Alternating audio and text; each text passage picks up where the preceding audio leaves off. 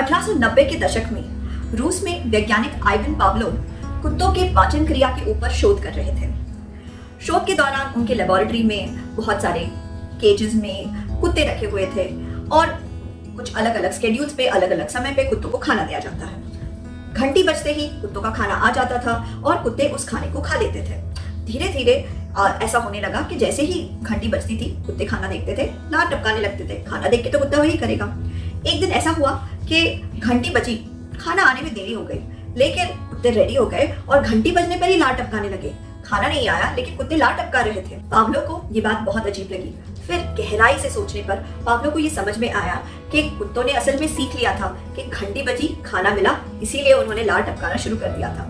Paulo ने मनोविज्ञान की दुनिया का एक बहुत बड़ा खोज कर लिया था, क्लासिकल कंडीशनिंग। ये कुछ ऐसा है कि जब भी कोई ट्रिगर जिसके लिए एक नेचुरली रिस्पॉन्स आता है, जैसे हमने सांपों को देखा और फिर हमें डर लग गया, सांपों को देखा डर लग गया, सांपों को देखा डर लग गया। अब सांप को हम बार बार किसी चैनल पे देखेंगे, हर बार उस चैनल पे ही हमको सांप दिखाई देते हैं, तो धीरे धीरे ऐसा हो सकता है हमें उस चैनल से ही कहीं पे डर लगता है। उस चैनल पे अगर भैंसों को भी दिखाया जा रहा है या रैबिट्स को दिखाया जा रहा है, फिर भी हम एक्सपेक्ट करने लगे क्या पता सांप कहाँ से आ जाए, ये चैनल हटाओ, ये चैनल हटाओ, ये चैनल नहीं देखना है। ऐसा कई लोगों के साथ होता है ना।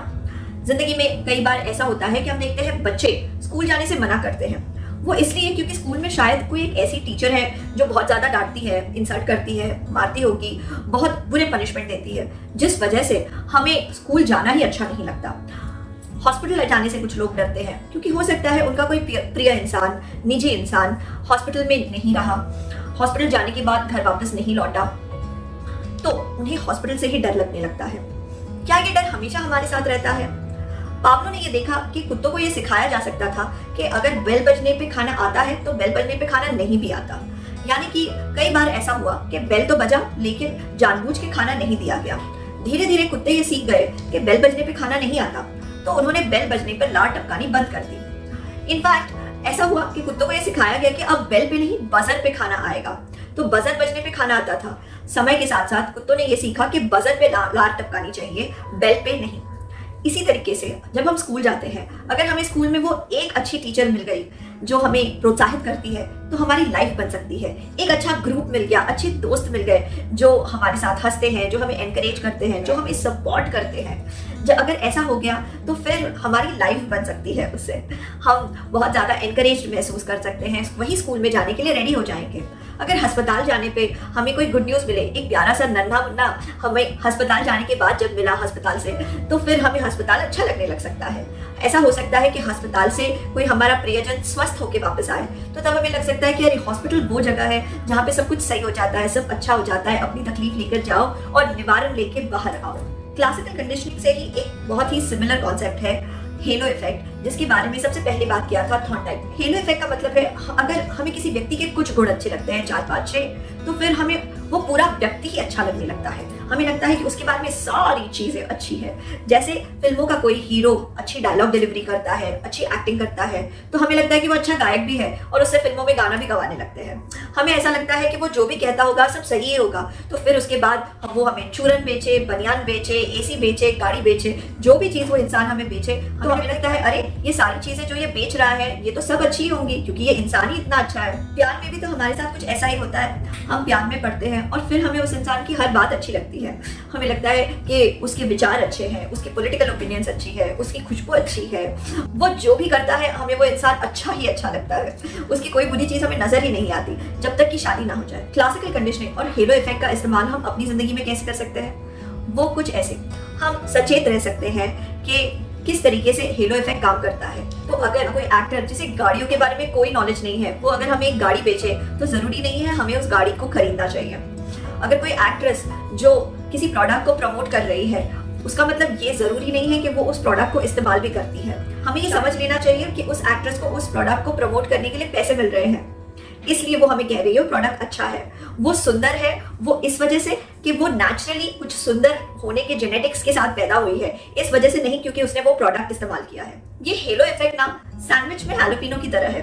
ऐसे बहुत सारे लोग हैं जिन्हें ऑलिव्स या हैलोपिनो अगर आप वैसे खाने के लिए देंगे तो वो उसे पसंद नहीं करेंगे, लेकिन जब वो पिज्जा पे आता है या सैंडविच के अंदर छुप के आता है, तब दूसरे फ्लेवर्स के साथ जब हम उसे ग्रहण करते हैं तब हमें वो अच्छा लगने ही लगता है। ठीक उसी तरीके से कई बार ऐसा हो सकता है कि कोई पॉलिटिशियन है जिसके कुछ विचार हमें सही नहीं लगते और फिर हमें लगने लगता है कि ये पब्लिक पॉलिसी के ऊपर जो भी काम करता है सब बकवास है, सब खराब है, हम उसकी बात सुनना ही नहीं चाहते। हम कई बार क्योंकि हमें दूसरी पार्टी के लोगों के विचार सही नहीं लगते, इसलिए हम उनके विचारों को सुनना भी नहीं चाहते। हम सिर्फ एक ही तरह के लोगों से मिलते हैं, एक ही तरह के विचार सुनते हैं, एक ही तरह के भावनाओं में रहना चाहते हैं। इससे हमारी जिंदगी में एनालिसिस करने की पावर संकीर्ण हो जाती है। शॉपिंग में भी लोग हेलो इफेक्ट का इस्तेमाल करते हैं, जिससे आपको सचेत रहना चाहिए। जैसे कि जब आप मॉल में शॉपिंग करने गए, आपको 3 शर्ट बहुत ही भारी डिस्काउंट के साथ दिखाई दिए, लेकिन अगर आप उन 3 शर्ट्स को खरीदना चाहते हैं तो आपको चौथा शर्ट खरीदना पड़ेगा जो बहुत महंगा है। जब आप इन चारों शर्ट्स को खरीदेंगे, ले दे के जो प्राइस आती है वो 4 शर्ट्स के एवरेज प्राइस पर ही आती है।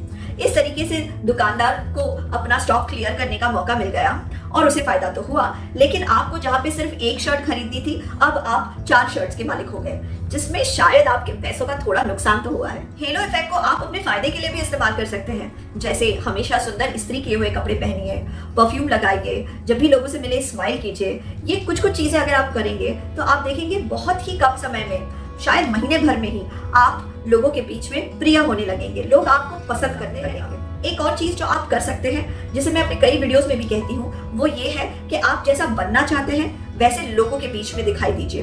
अगर आप अमीर बनना चाहते हैं तो किसी तरीके से ऐसे दोस्तों के साथ उठिए बैठिए घूमिए जो पैसों को अच्छे से मैनेज करना चाहते हैं। अगर आप फनी बनना चाहते हैं तो जोक्स क्रैक करने वाले दोस्तों के बीच में रहिए, आप देखेंगे आप ऑटोमेटिकली बहुत ज्यादा फनी बन जाएंगे। आप देखेंगे किस तरीके से स्टैंड अप कॉमिक्स हमेशा एक दूसरे स्टैंड अप कॉमिक्स के साथ ही घूमते हैं, इससे उनके कॉमेडी कर पाने की क्षमता और ज्यादा बढ़ जाती है, जोक्स को समझने की क्षमता और ज्यादा बढ़ जाती है। आशा करते हैं ये वीडियो आपको पसंद आया है, तो इसे लाइक भी करना सही रहेगा, और अगर इससे आपको फायदा हुआ है तो आप इसको दूसरों के साथ शेयर तो जरूर करेंगे।